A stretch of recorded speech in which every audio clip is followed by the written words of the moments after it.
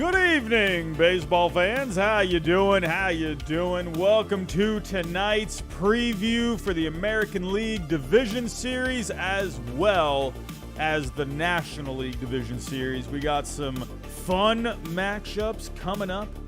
We got the Twins finally overcoming their postseason demons, facing the Astros, the defending champs.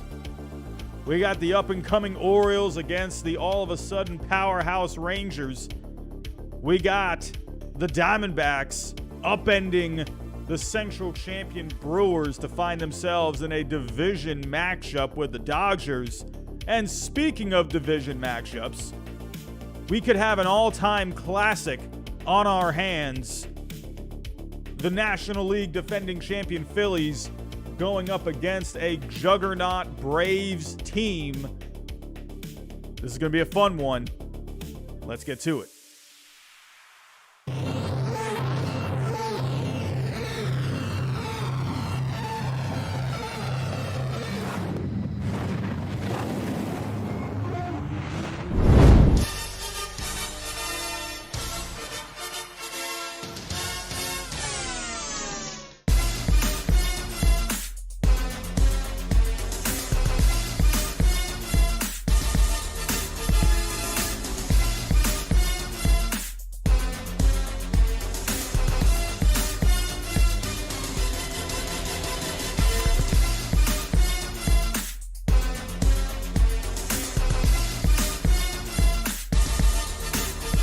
Good evening, everybody. How you doing?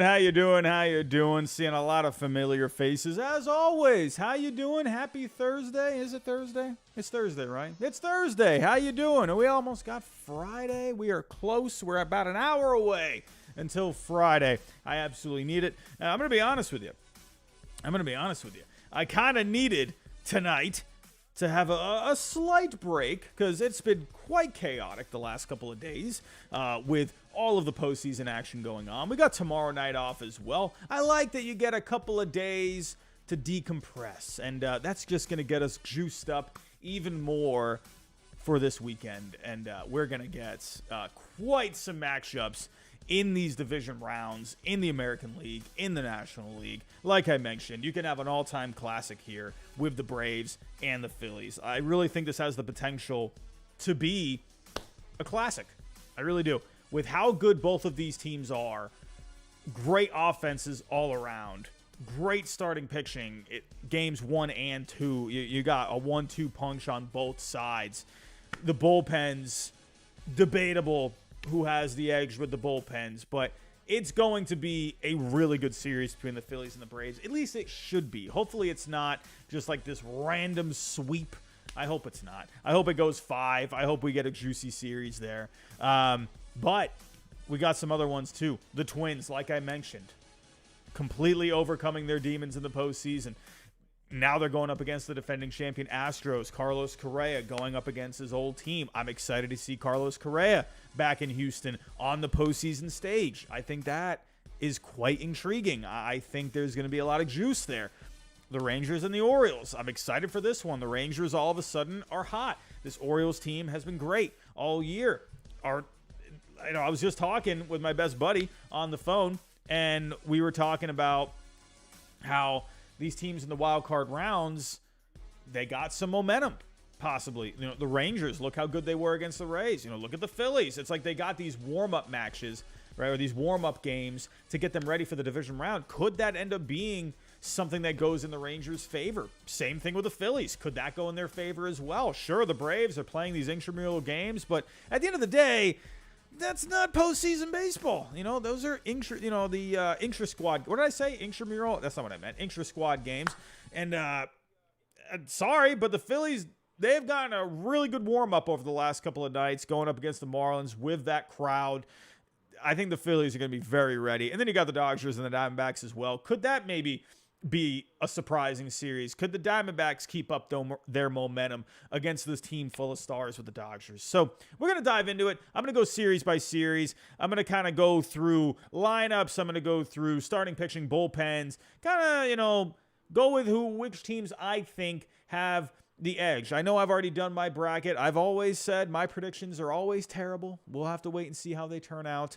My bracket so far is bad. I only got 1 out of the 4 wild card matchups correct.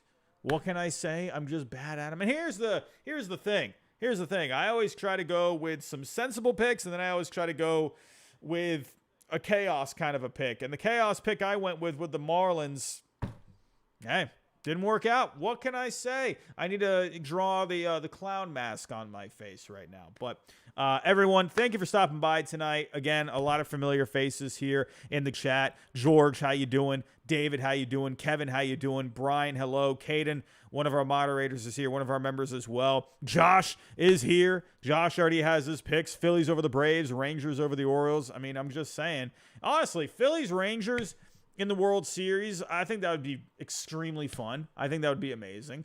I would love a series between the Orioles and the Phillies. It has that almost like a throwback kind of a feel to it. I would love to see something like that. There's a lot of good matchups that could happen. I went with Dodgers-Orioles. Let's see. Foolish Baseball went with Dodgers-Orioles too. Who knows? Who knows? Everyone is always on the side of Foolish Baseball. He knows his stuff. Could he be onto something there? So, but let's dive into it here, everyone. Let's dive in. Before I do get started, everyone, like goal for tonight is 100. We got 100 people in here already at the start of the show.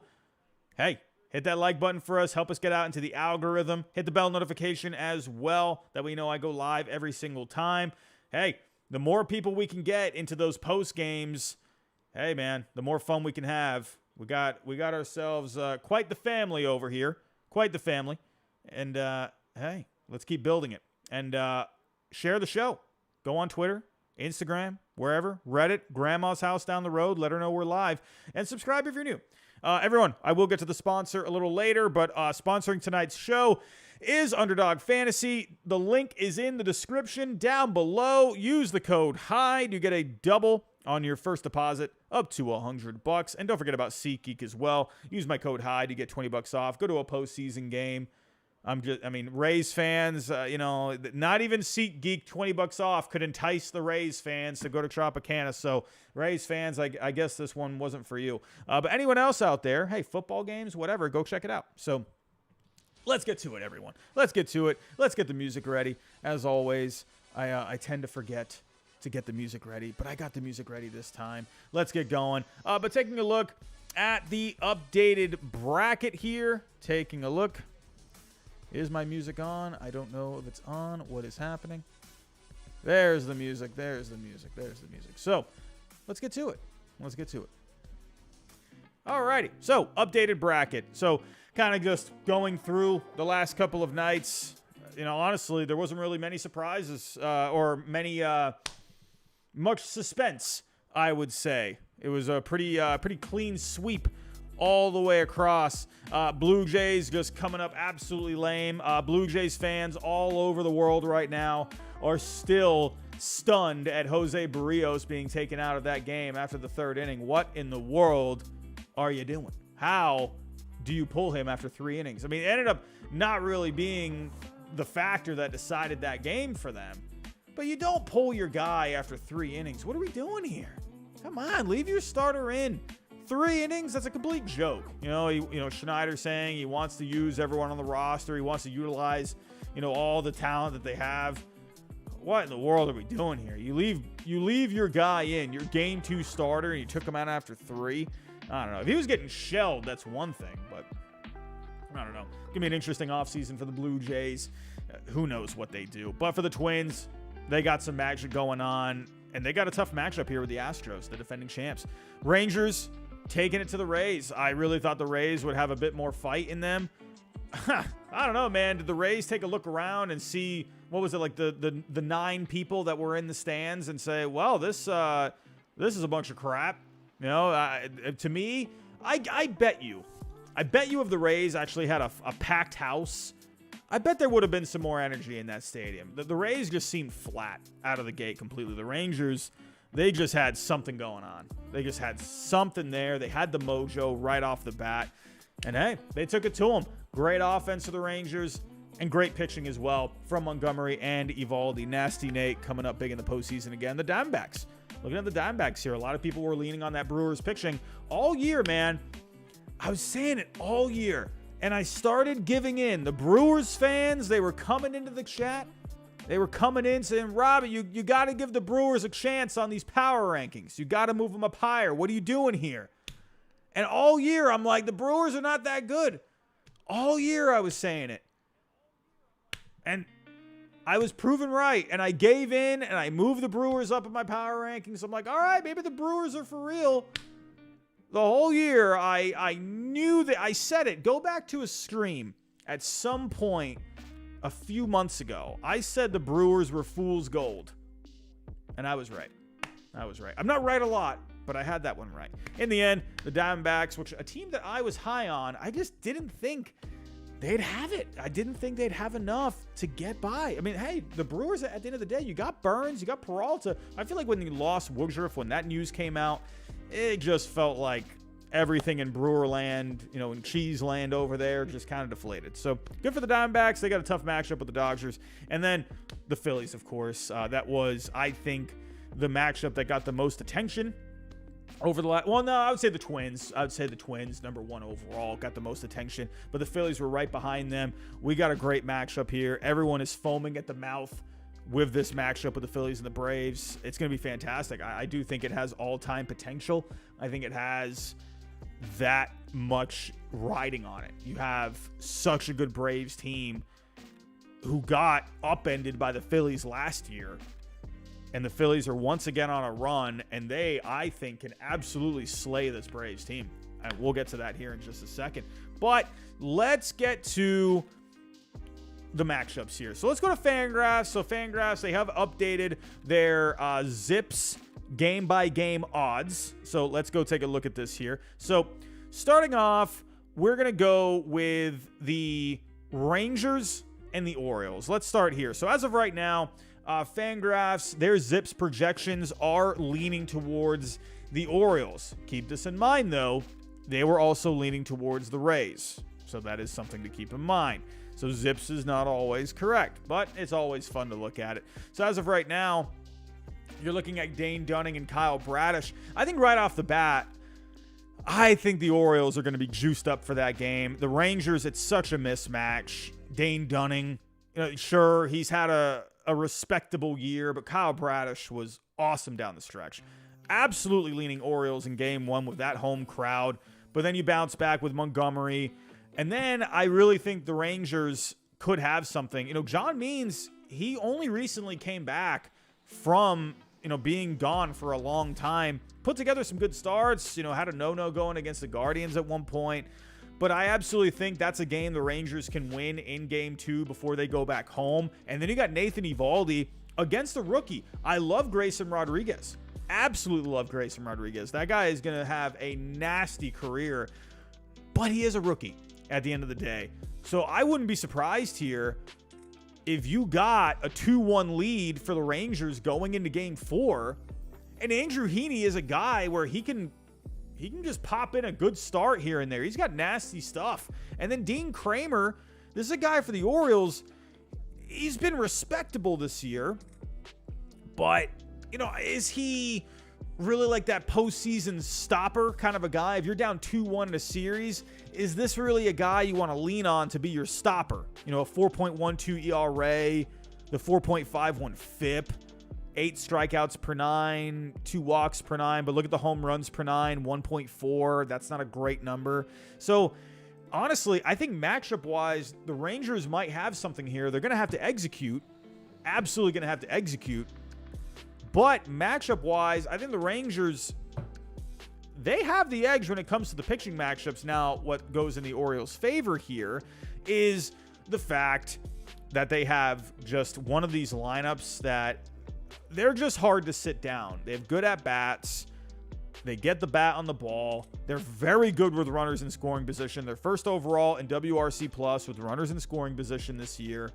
I think this lineup, it's going to be tough no matter who it is. Jordan Montgomery, Nathan Eovaldi. Even if they come away with wins, it's not going to be easy against this Orioles team. They're going to make it very tough on you. They got extension all over this lineup.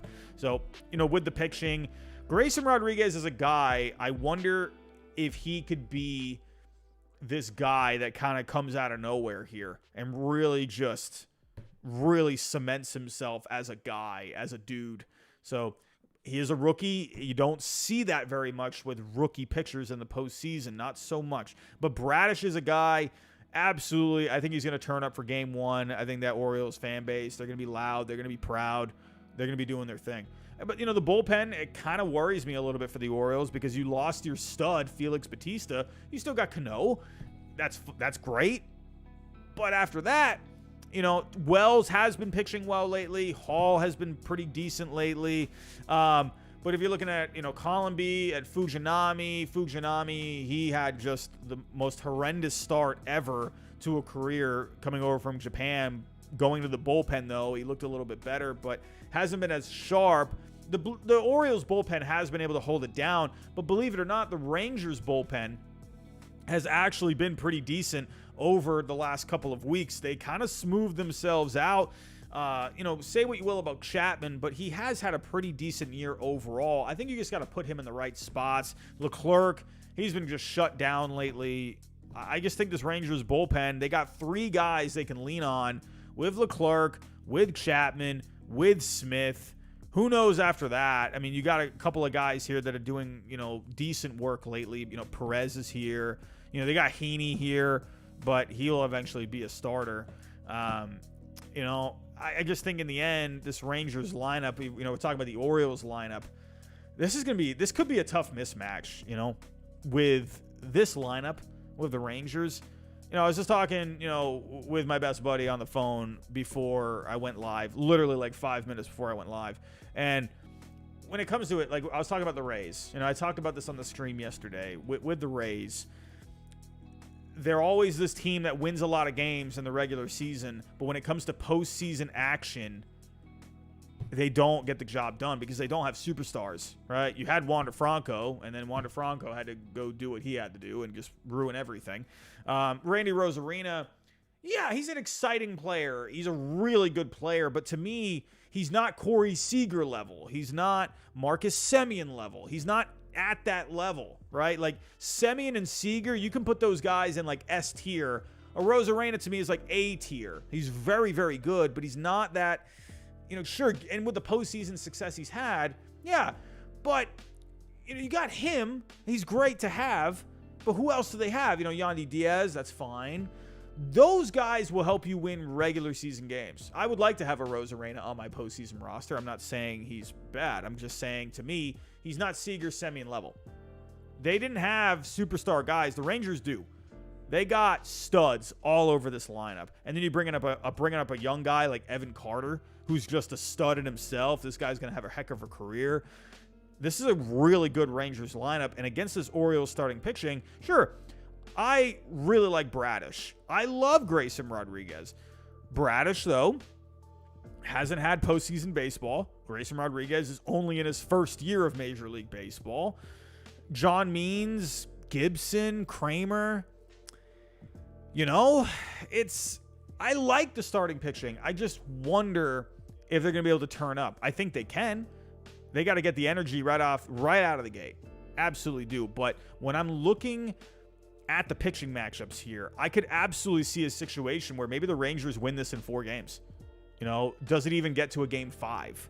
I really could see it, because if the Rangers can steal one on the road, they can absolutely win those 2 games in Texas. I think the Orioles are in a bit of trouble here.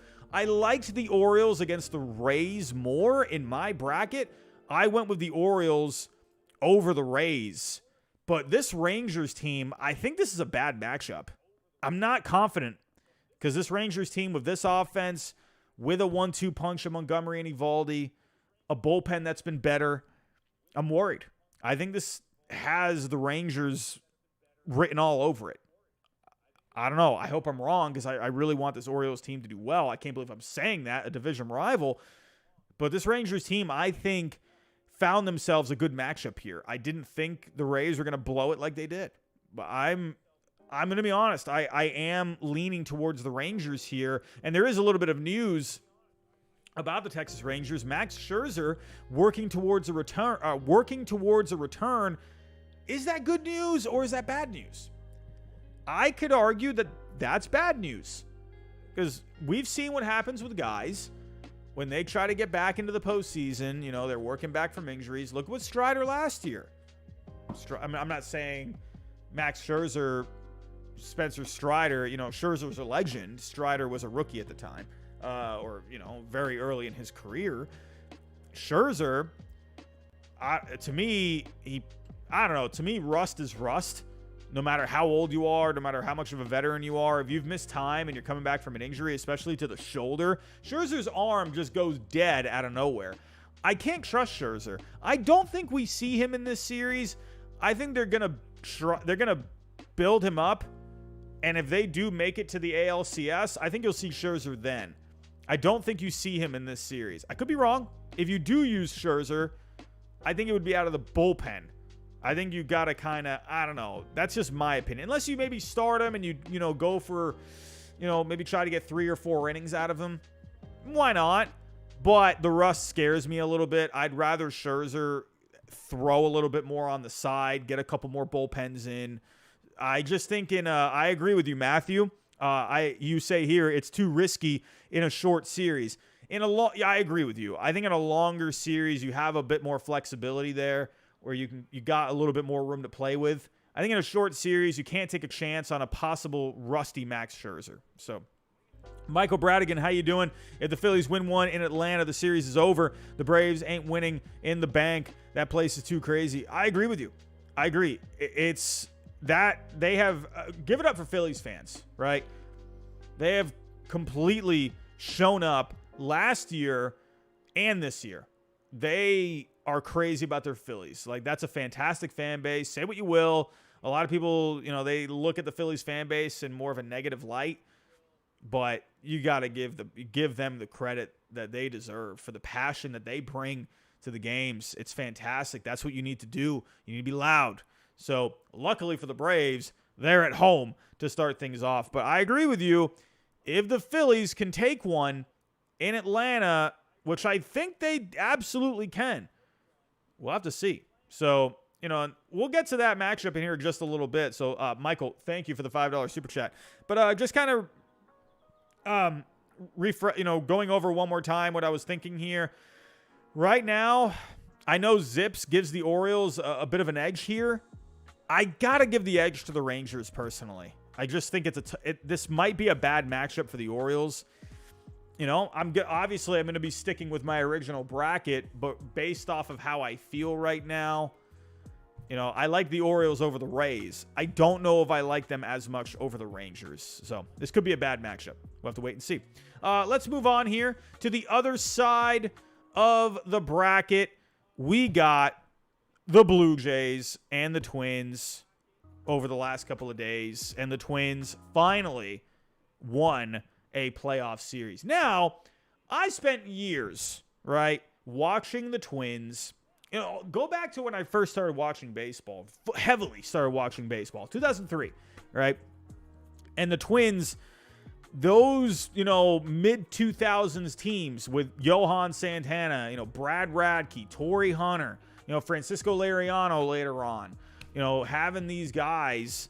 Those are the Twins teams that I remember, and they were never able to get out of the division round. They did in 2002, but ever since I really heavily started watching baseball, the Twins just never got out of that first round. Yes, they got out of the wild card round. I had a comment earlier today saying like, oh, I'm talking bad about the Twins. You know, I want to see them make it out of the division round. And he was saying the Diamondbacks, you know, how could I be talking good about the Diamondbacks? Well, the Diamondbacks have made it out of that division round over the last 20 years. I don't know what else to say. The Twins, I want to see them get over this hump. I guess what I'm trying to say, I would love for the Twins to finally do it. They got a tough matchup here, though. Very tough matchup. Let's go to the Zips projections. Let's see what they say. And I think it's not surprising at all to see them leaning this heavily with the Astros. It's hard to pick against the Astros. It really is. How many people have picked the Astros to get to the World Series? I think everyone and their mother and their dog are picking the Astros to get to the World Series. It's hard to pick against them because every time you pick against them, they prove you wrong. If there is a team that can do it this early, I think this Twins team can do it. I really do. However, it's a proceed with caution feeling, right? Because are we just high on the Twins right now? Listen, this Blue Jays team, we didn't know what they were the whole year. Like, they were just like the most odd team, right? They had superstar players, but they just never kicked it into another gear. So you just wondered about this Blue Jays team, and they just looked horrible. They didn't look good at all. Vlad Jr. getting picked off there in game 2. Managing decisions, taking Jose Barrios out. Offense not coming through with runners in scoring position. Sloppy play. The Twins took advantage. The Twins looked like the better fundamental team out there, doing the little things, coming up in the big moments, getting the good pitching. Are they going to get exposed here? Because this Astros team is way ahead of that Blue Jays team, right? Taking a look at the pitching matchups here. So they're going to go with Joe Ryan here in game 1. I was wondering, could they go with Joe Ryan? Maybe, could they have gone with a surprise one and like someone like a Kenta Maeda? But I'm not surprised with them going with Joe Ryan here. It's going to be tough with Justin Verlander on the mound. Obviously, Verlander's Verlander. He has been looking pretty good in the last couple of starts. If we actually go here over to his game log. And you know what? Actually, while I'm pulling this up, I want to pull up a poll. Let's do some polls here tonight. And I really want to kind of see what you're all thinking. I want to see what I think this is a good night to do some polls. Let's just actually go here, right? Let's go for that first matchup. And we will go with Rangers or Orioles. And let's see who you got. So poll is coming up, everyone. Look out for it. Get your votes ready. The poll is up, Rangers or Orioles. So take your picks, and I'll check back on that in just a little bit. So let's get to Justin Verlander here and taking a look at how he's been doing. Let me click out of some of these tabs. Make sure I'm good to go. And here we go. So taking a look at Justin Verlander over the last couple of starts, he's looked great. He's looked very good. Dbacks, 5 shutout innings. Seattle, 8 innings, 1 earned, 8 Ks. Looked fine against Baltimore. 6 innings, 3 runs, no decision. 8 hits, though. So overall, though, Verlander, he's looked pretty good. And last year, he overcame a lot of postseason demons. All right, so I think with Verlander, I think this is a good matchup for him. So getting back to the matchups, you got Verlander game 1. Valdez, he has been a little clunky at times down the stretch. Javier was a little clunky down the stretch. I think with Javier, he had a couple of good starts at the end. So I wonder if he's turned a corner at the right time. So if you're looking at games 1 through 3, I think you have to give the edge Verlander. Pablo Lopez, this guy was a gamer, man. This guy was a gamer. He really came out. He just fed off that crowd. I wonder how he does on the road. I'll get to home and road in just a little bit. It was because there's one thing about the Astros that we got to point out. And then Sonny Gray. I love watching Sonny Gray pitch. He'll be back home. I think that's going to be good for him. Sonny Gray is a guy. Remember when he went to the Yankees? It just seemed like he had no confidence there. It seemed like the big stage in New York just didn't help him out. But I think this is actually a good situation for Sonny Gray, where he's at home, got the home crowd behind him. That's going to be a good one for him. And then Javier, you don't know what he's got. So I think right now you got to lean Astros for game 1. I could see Pablo Lopez and the Twins maybe stealing game 2, going back. So, Valdez is an interesting one. I mentioned he's had a couple of clunky starts towards the end. So let's actually go to the game log here of how he's been doing. We got 200 people, everyone. Thank you for stopping by tonight for this preview. If you can, hit that like for me. It's greatly appreciated. So looking at the past couple of starts for Valdez, not really amazing against Seattle. 4 innings, 3 runs. Kansas City, he just got shellacked here. He struck out 10, but he gave up 6 runs, 4 hits. Like, this is such an MLB The Show kind of a stat line. You know what I mean? Like MLB The Show, guy will get like 13 strikeouts and he gives up like 8 runs. It's like, what? Kansas City, again, before that, he was good. So maybe Kansas City, they were just familiar with him. So they got to him in that next matchup. So he's been a little clunky. Not amazing, but we all know what he can do when it comes to the postseason. So, Michael Bradigan, how you doing? $2, winner of Braves, Phillies, wins World Series. I can't, it's hard to argue against that. I mean, the Braves are heavy favorites. The Phillies, if they can get by the Braves, I think there's no stopping the Phillies at that point. If they can beat that Braves team, they're going to be tough to beat. Very tough to beat. So, go into these lineups here. The Twins, listen. Yes, they were really fun to watch. Very fun to watch against that Blue Jays team. They came up with the big moments. But when you really think about how their offense was, there wasn't a lot of offense. I think with the Astros, they got bats, and they've been hot. So the Twins are going to have to score more runs here, and that's going to be tough against some good pitching. It's really going to depend on, in my opinion, if the Astros simply just pitch well. I know that sounds really simple, and that's like a duh kind of a statement. But to me, the Twins, they're going to have to really do more here, right? They're going to have to get some more runs across the board, in my opinion, because the Astros lineup, it's going to be hard to keep them down, right? I think good pitching beats good hitting any day, but to me, the Twins are going to have to score more runs. So, in the end, I do like some of these guys with the Twins, but I'm going to be honest, I like this Astros lineup more. I like what these guys do. I love Altuve. I love Bregman. I love Alvarez. I love Tucker. Yeah, you got Lopez and Gray, but is this going to be a situation where the Twins' luck runs out? I wonder if they're going to have enough juice. You know what I mean? I just don't know if the juice is going to be there. This is a good Astros team. I struggle with it. If you're looking at the bullpens, I love the back end. You got these 3 guys. And then you got Graveman and Maton too. You got 5 guys you can lean on here. That scares me. Where the Twins, you got some guys too. They've been really good. Like, I saw Varland pitching in yesterday, or was it game 1? Was it game 2?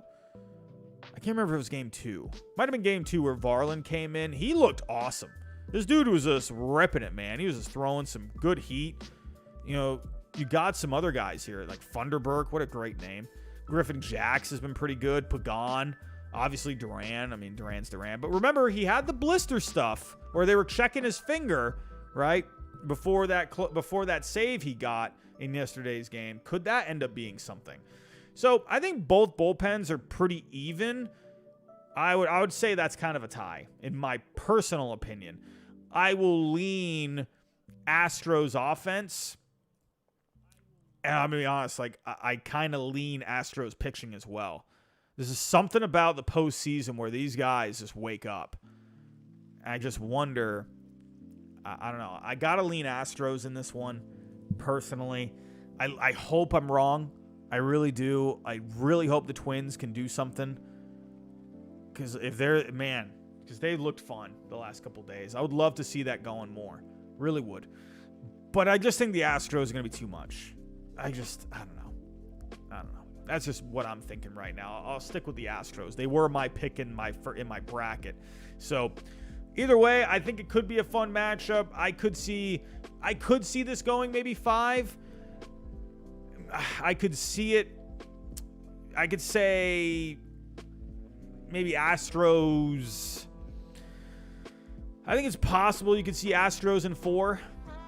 I think it could go. If it goes 5, that's going to be awesome. You'd have Pablo Lopez and then Verlander for game 5. Give me that all day. But right now, they are leaning towards the highest percentage is Astros in 5.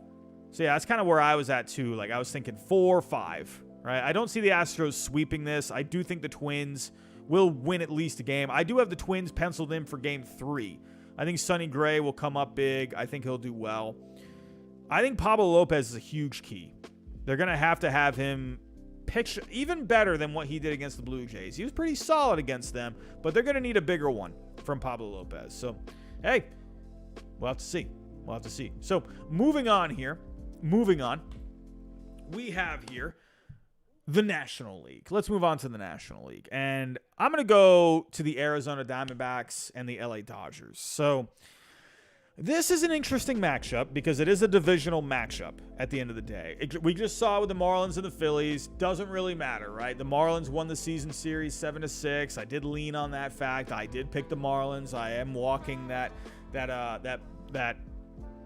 board of the what is it when they have the board on the ship with the pirates? What is it?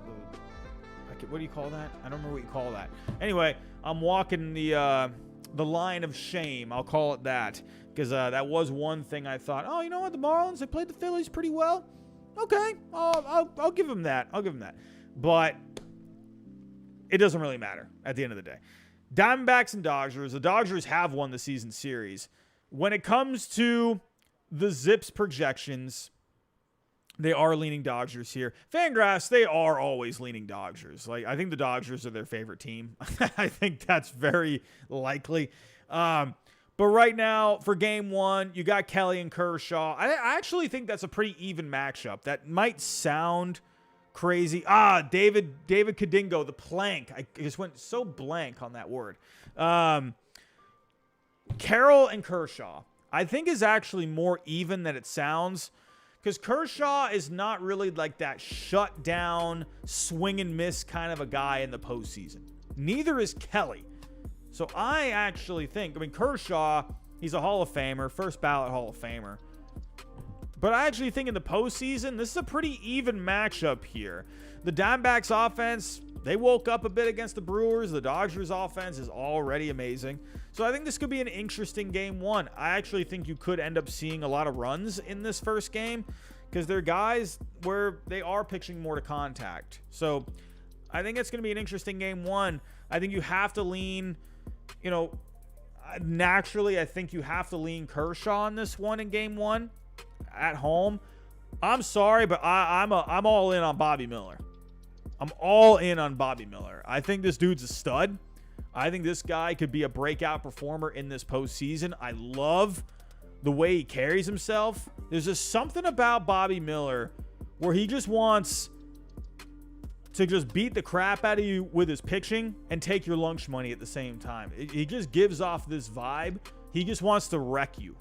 It's just something about Bobby Miller, man. That guy's just got nasty stuff. He's such a competitor. I think he's going to be really good in this game. There's something about Zach Gallen lately. I can't fully trust Zach Gallen. He ended up getting himself right against the Brewers. But that Brewers lineup is not great. And Gallen got off to a bad start there. There's something about Gallen lately. He's not lights out. I'm worried about this one for the Diamondbacks as well. Honestly, I think the Dodgers can sweep this. I think there is a sweep here. Personally, I am leaning Dodgers in this one. I have a hard time wondering if the Diamondbacks can even win a game. I hope I'm wrong because I'm really on the Dbacks train. Dbacks fans, I've been on the Dbacks train for the last couple of years. But when it comes to matchups, I'm going to lean Dodgers offense in game one. I love Bobby Miller, and Zach Gallen's been struggling a little bit lately. And, yeah, Lance Lynn, he hasn't really been the cleanest guy out there when it comes to his pitching in the second half. But you got Fott, where, how long is he really going to go? I got a Dodgers sweep. I got it. I just think the Dodgers are going to take this one. I'll say 4 games tops. Right now, when it comes to the Zips projections, they are leaning Dodgers mostly in 4 games. So I'll go even further. I think it could be a sweep. But taking a look here at the matchups, and if we're looking at the lineups, I got to go Dodgers lineup. They're one of the best lineups in all of baseball this year. They just never really slowed down, it seemed, and the Diamondbacks were really hot and cold. I love some of the bats that the Diamondbacks have. You got Marte, Carroll, obviously. I lean Marte. I'm a big Ketel Marte fan. I love that he's having a good year. Christian Walker's a guy that can just explode at any time. But I just think when it comes to consistency, the Dodgers, to me, are just the better offense top to bottom. Right? I think they're going to be able to they're going to have better at-bats in this postseason, in my opinion. I just think they're the better quality offense in the end. Now, the Diamondbacks, with the pitching, I do like Gallen. I said I'm not very confident with him, but it's more in that matchup where I kind of just like the gunslinger of Bobby Miller here. I just think he's going to go out there and give a good performance. Like, he's a guy where I think he puts his name out there. He just seems like that to me. But I just, in this series, I just lean Dodgers here with this pitching. And the bullpen, the Dodgers have had one of the best bullpens all year after they got Red Sox legend Ryan Brazier, of course. Of course they're going to have the best bullpen in the game because they got Ryan Brazier. I mean, what else do you need? You got Ryan Brazier. So I just like this bullpen. It's a really good bullpen for the Dodgers. I just think the Dodgers sweep this. It's just my own opinion. I don't know. That's just how I feel about it. I think the Diamondbacks could win one game. But I hope I am wrong. I would love to see the Diamondbacks in the next round. I want to see the young teams. I want to see these next teams up. I love what the Dodgers do, but for me, it would be more exciting to see the Diamondbacks, that young team. So I am going to give the edge to the Dodgers in this series, though. So let's move on here. Let's move on to the final matchup with the Phillies and the Braves. We actually have a super chat coming in real quick. Skull TYA Catch 84, $5 super chat. So coming into the playoffs, the Twins were considered to have the best pitching in the AL. Now they don't. No, I think with the Twins, yeah, they have had the best pitching in all of baseball. They've had amazing starting pitching. Postseason's different though, right? Postseason, there's something different about the postseason, right? And when you're going up against these guys that have been there, done that with the Astros, it's going to be tough. I hope the Twins, here's the thing. The Twins should do well. They should do well in this series. Will they, though? I don't know. I will also point this out. The Twins, when it came to how they pitched against the good teams down the stretch in the second half, their numbers were not great against those good teams. They pitched well against the bad ones, the Royals, the Tigers in their division. They pitched well against those weaker teams in the American League as well as the National League, but against the good teams, they didn't pitch as well. I'm just pointing that out. But they just did well against the Blue Jays. Can they keep that going? I do think the Twins have a chance to upset this Astros team. I do think that. They have something happening here. They have magic right now. It feels like they have momentum. But is Houston going to be a brick wall for them? I will also point this out. Houston has not done well at home. They've been really weird this year at home. They've had not a lot of success at home. That could go in the Twins' favor. I think the Twins, if they could win a game in Houston, right, and they definitely could. Joe Ryan, I'm not as confident up against Justin Verlander. Game 2, though, you got Lopez going.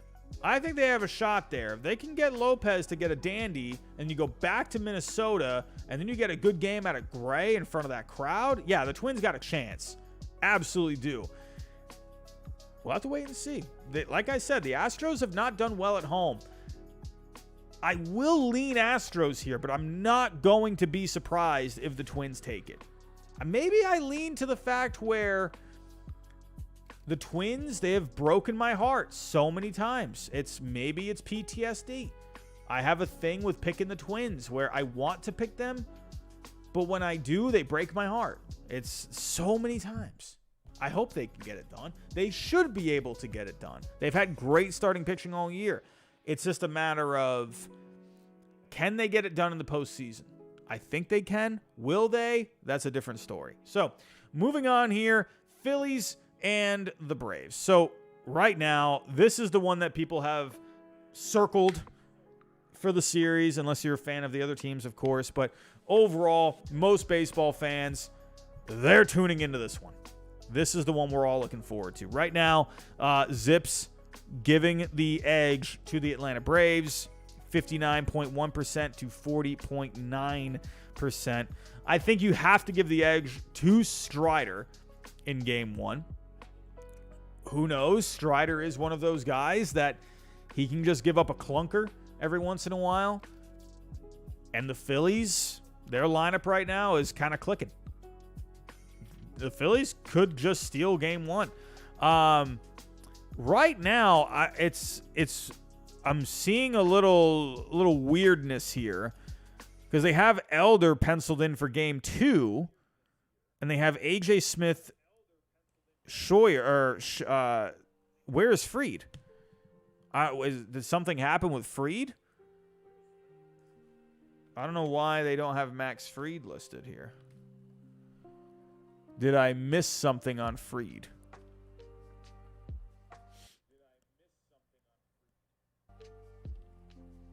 I'm not seeing anything, so I'm not sure why they're not listing Fried here for game two. I don't know. So I don't know what they're doing here. But either way, I'm guessing it's going to be Max Fried in game two, and then Bryce Elder will get game three. So I have to lean Braves in that game one. Wheeler has looked great.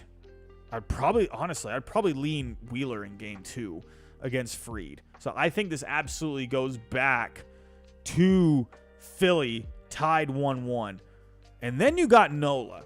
And this is where the Braves run into some issues. Because after Strider and Fried, it's going to be tough. Yeah, I see the comments here. Mike Mountaintop, Connor Holman, DeJoba. There are blisters, but I haven't seen anything about him not starting that game. He just pitched in the intra-squad game. He had a cover on it. I think he's going to be fine. It seems like all reports are that he's doing okay. If they can't get Fried in this, they're done. They're absolutely done. Like they're not beating the Phillies. If they don't have Fried, it's over. Kaput. Put a nail in the coffin. You need Fried in this. That's your shot there. Listen, there's not a lot of teams over how many years now. There's not a lot that have simply slugged their way to the World Series. There's not a lot. You need that deep starting pitching. You need it.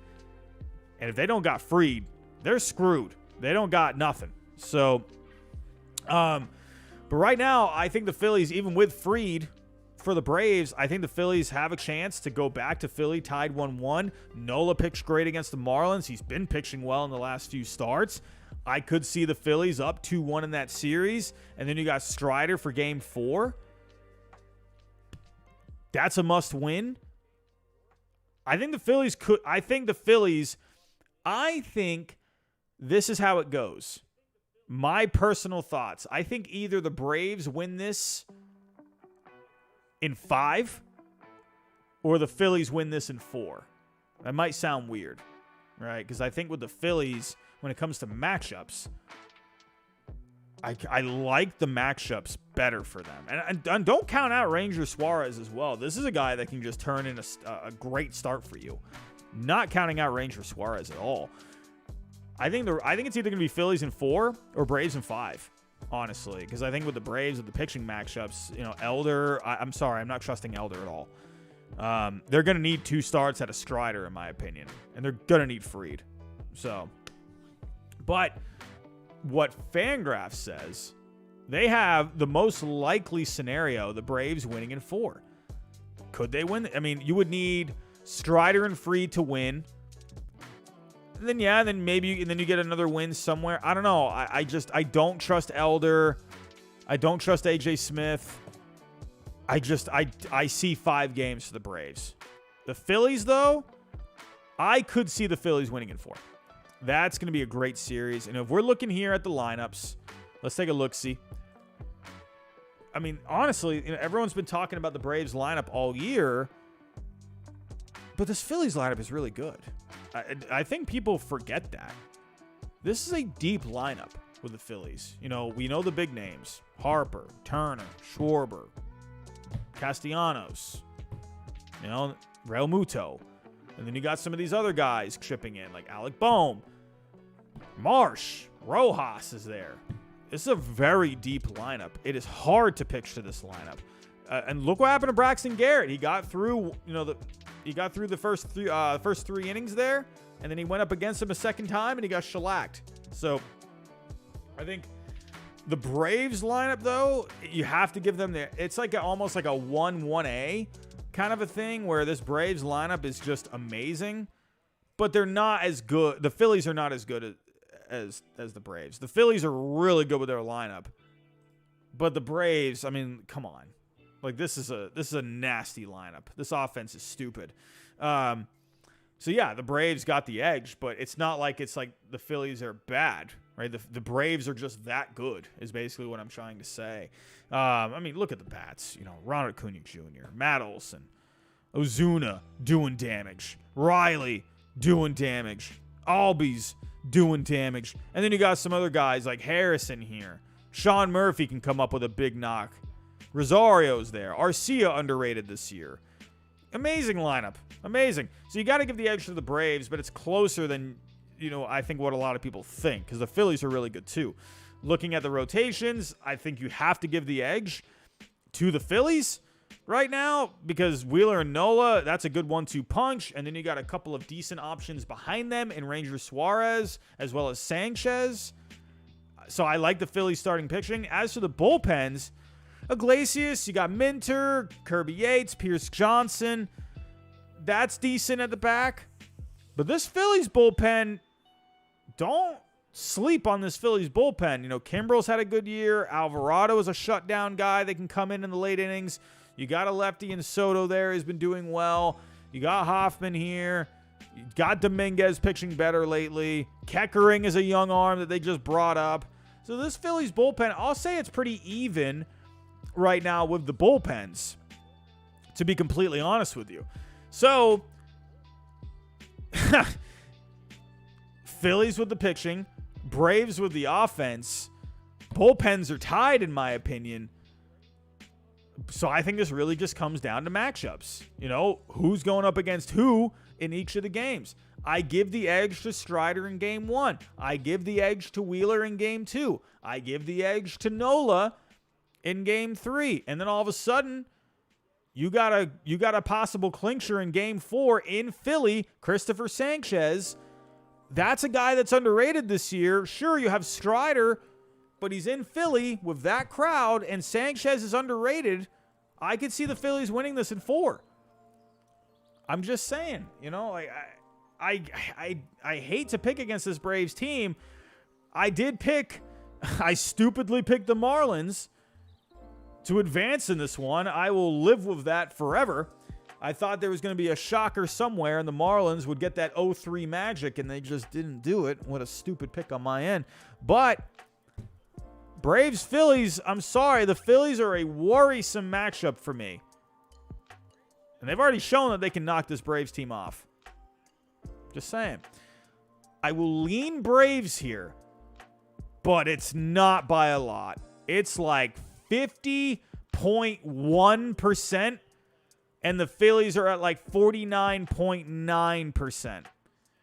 I'm only saying that because the Braves have just been that good this year, but they've had some cracks in the later part of the season. So that's why a part of me wants to go Phillies. I don't know who's going to win this one. If I'm giving you my real, honest gut feeling, I am leaning Phillies. I am. I do feel like the Phillies have it. I am. But the Braves, it's really hard to pick against them. With that lineup, with Strider, with Fried if he's fine, that's also a big one. But my gut is just thinking Phillies here. Is that maybe because I've seen them the last couple of nights and they've looked great against the Marlins. How are they going to be against the Braves? I don't know. That's what I'm saying. This could be a classic. I don't know who. But let me move on here. We got a couple super chats coming in. We got Michael. If the Phillies win the first 2 in Atlanta, series is over. I think if the Phillies win 1 in Atlanta, I think they have a real shot. Yogi Dude, how you doing? Thoughts on DePoto comments about doing the M's fandom a favor by being patient during a 10-year plan? For me, it was so out of place. I see what you're saying. I agree with you. I don't think it was... I understood what DePoto was saying about the Mariners. Yes, the long-term vision. I get that. I respect it. It's just not what people really want to hear. Because the Mariners, they had a talented squad this year. Yes, it takes time. It just wasn't the right time to be talking about it. I just think he was trying to... It almost felt like he was trying to win fans over after a disappointing finish. It's just, sometimes you just gotta... All you gotta say is, our eyes are on winning, and we're gonna just try and get better. And as simple of a statement as that is, I feel like he said too much. And sometimes people just don't want to hear it, right? So I agree with you. I think it was just kind of out of place. So we do have some news here, everyone. We actually have some news in the rumor mill. We've got some action going on. So I'm going to talk about some things before I do get out of here tonight. And real quick, before I do get to those news, I just want to talk about tonight's sponsor, and that's Underdog Fantasy. No baseball games on tonight. I almost won myself $500 the other night.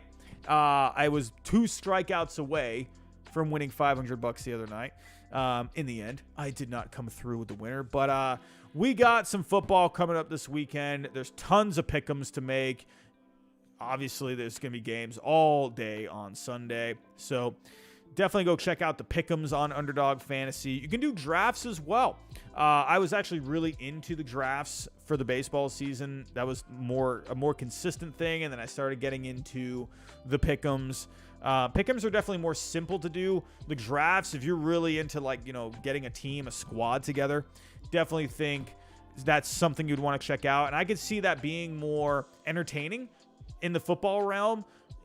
Getting a once a week draft. Go see if you can win yourself some bucks. They got stuff going on all on Sunday. You got Monday Night Football as well. There's all these different drafts that you can enter. $3 drafts, $5, $10. The sky's the limit here. But again, Pick'ems has been one that I've been leaning more towards lately. Going higher, lower, and go see if you can win yourself a few bucks. So make sure you check out Underdog. The link is in the description down below. The code is Hyde. Gives you a double on your first deposit up to $100. So, but as always, make sure you play responsibly. So let's get back to it here. We got some news to talk about, and we got some Mets. We got some Mets news. The Mets are always in the news. They're always finding their way to get into the news. But we got a little something here. This happened a little earlier this happened yesterday. But we have a couple of stories on Billy Epler stepping down as the Mets general manager. I'm not surprised by this. You got David Stearns in. They're really looking to shake things up. Not surprised Billy Epler stepping down here. I just don't think Epler's really... I don't know, man. He's never really proven himself as a GM. Sure, he's landed some names, but when it comes to putting teams together, I just don't. I'm not really impressed with Epler, to be honest. And there was actually something where Epler and Showalter. I guess there was a report from this year where they were going at it over Vogelbach getting a start or whatever that was. Showalter said, "No, this guy is just garbage. I don't want to be starting this guy." Epler was like, "No. Analytics say you should probably play him." You know what that is right out of? That's out of the Moneyball movie. Remember that? With manager wanted to start Carlos Pena, but Billy Beane wanted to start Scott Hatteberg. It's the same thing. It's literally the same thing. Billy Epler wanted Vogelbach in because he had a high on-base percentage. But Showalter, he wanted to go not with Vogelbach, because the guy wasn't very good, in my opinion. So, but Epler is out. So, Steve Cohen, he said this. He said Epler led the team through a 101-win season and a postseason berth last year, and he will be missed. We accepted Billy's resignation today, as he decided it is in everyone's best interest to fully hand over the leadership of baseball operations to David Stearns. On behalf of the Mets organization, we wish him all the best. Epler himself issued a comment in the release saying, "I wanted David to have a clean slate, and that meant me stepping down. I hope for nothing but the best for the entire Mets organization." Listen. There's always more to this. You don't ever see a guy just being like, yeah, you know what? Out of the kindness of my heart, I'm going to just quit this job. David Stearns, I want you to have the floor. I want you to have the best possible situation. I'm going to step away out of the kindness of my heart. Baloney. That's absolutely not what happened here. There's definitely something else going on there. Epler probably wanted to, be the guy. He wanted to have more of a role, but he knew his time was up with David Stearns coming in. So he probably said, I'm out of here. I'm out. But there was also something else that came out. Major League Baseball investigating the Mets and Billy Epler on allegations of improper injured list usage.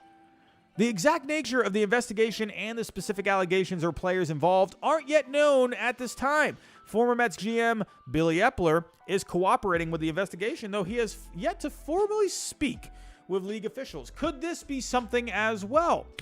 Maybe the Mets were like, yeah, we're about to get in trouble with some of this stuff. We probably think it's best you maybe step down.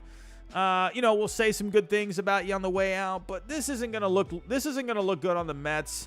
We kind of need you to go, all right?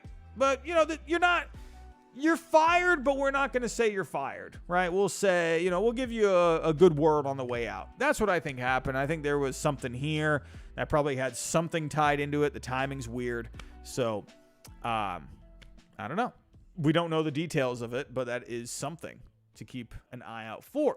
But speaking of the Mets, we got Buck Showalter. He wants to go to the Angels. Who wants to go to the Angels? No one would want to go to the Angels. I can't imagine who would want to pick up that job. But Buck Showalter looks like he wants the job. Buck Showalter, according to the New York Post, trying hard for the Angels for an Angels interview. Why not? If you're the Angels, if he wants this job, just give it to him.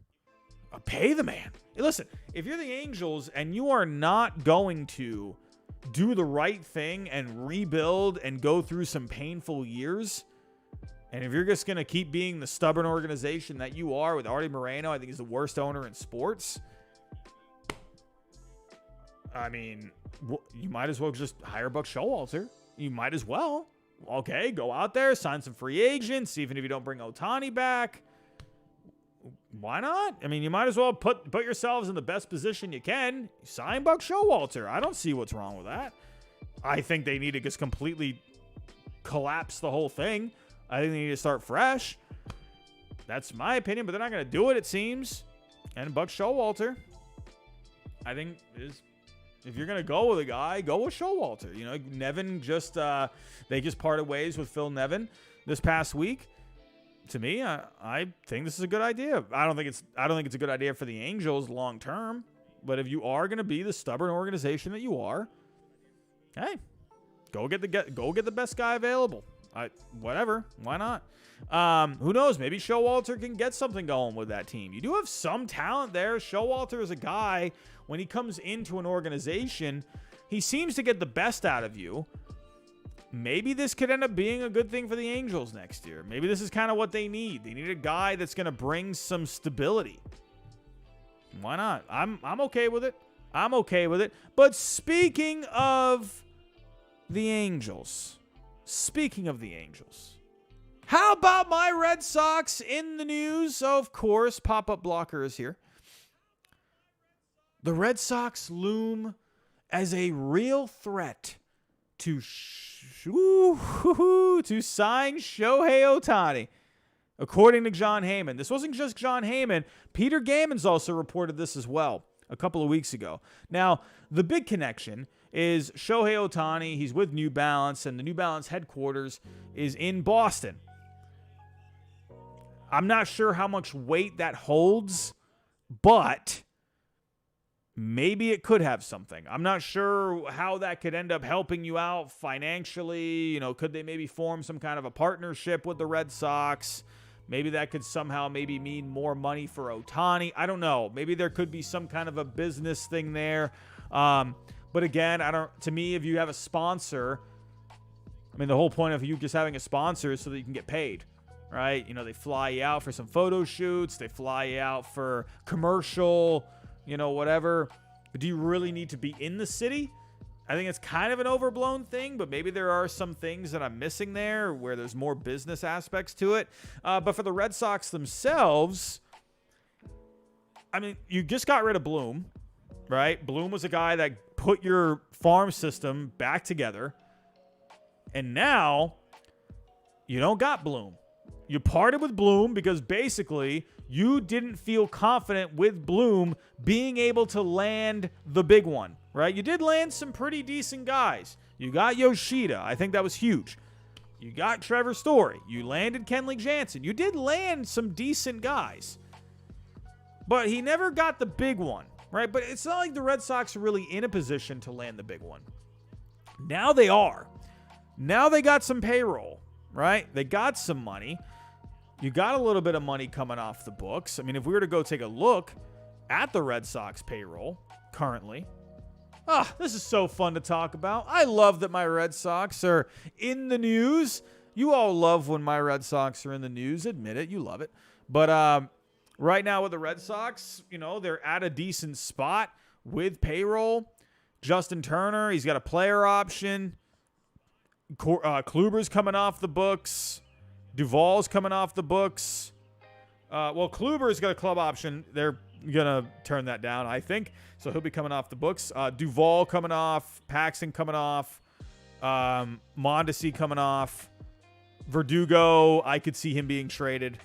So, yeah, you're going to have some payroll here where you got some room for Ohtani. And, but they also have the connection with Yoshida already. Could that end up being a factor? You know, good buddies from Japan.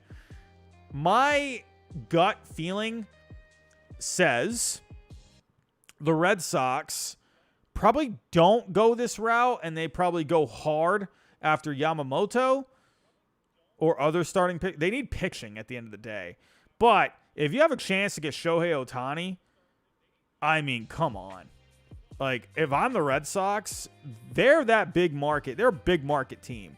And I think the Red Sox, if you're going to fire Bloom because you want to go after people in the offseason, that's basically what it is. They want to go after people this offseason. They want to go spend some money. Because Bloom there, you getting rid of him basically meant that you weren't confident in him being able to land the big one. You weren't confident in him getting deals done. Because it kind of showed. There were some talks where they were, you know, into guys.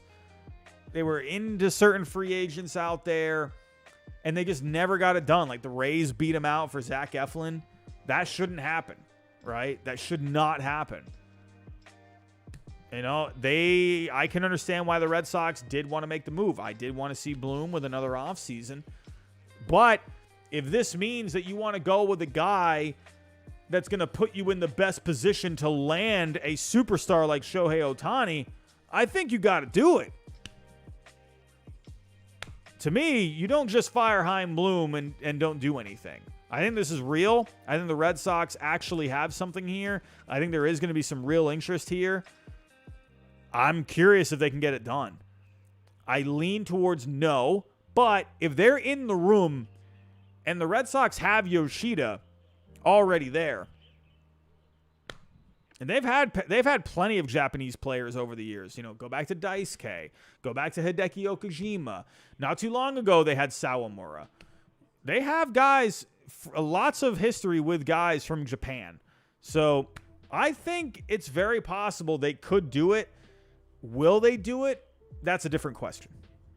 I would love it. If the Red Sox sign Shohei Ohtani, I will do cartwheels. I will run around. If I'm live in this offseason, if I'm live and there's a notification that pops up that the Red Sox are signing Shohei Ohtani, I will get up out of my chair. I will run outside. I will scream at the top of my lungs. And then I will be back in probably like 5 minutes and then come and sit back down. I agree with you, Spurger King. I think he's going to the Dodgers. Yeah, I agree. But yeah, I feel like they're probably not going to do this. Hey, I didn't think they were going to sign Carl Crawford all those years back. There were many guys I didn't think they were going to be able to land, and they did it. I don't know, but this is fun. This is fun. Everyone, I'm going to get out of here. I got to work in the morning. It's already past midnight. It's already past my bedtime. I got to get some sleep. It's Friday tomorrow. We got some playoff baseball on Saturday. I'm excited for it. Everyone, thank you for joining me tonight for this little preview, kind of a last-minute thing. I thought about maybe doing this tomorrow night, but I figured, you know what? Tomorrow night, it's Friday night. People are going to be out doing stuff, taking advantage of their Friday with no baseball on to go have some fun, go do something. So I figured, let's do it Thursday. And, yeah. So we'll be back on Saturday, everyone. We'll be back Saturday night for post-game. Please turn on your notifications. Please turn on those noties. That way you know I go live, right? We gotta step it up a little bit more in the algorithm. Let's try and get some more people out here. Let's try and get some more people in here. We're trying to build a family over here. We already got a big old family. Let's keep adding to the family. So everyone on the way out, if you can, subscribe. If you're new on the way out, hit that like button for me. Share the stream if you can. And everyone, I'm out of here. Thank you for joining, and I will see you all on Saturday night. Have a great night, everyone. Have a good night tomorrow night, and we'll see you Saturday. Have a good one.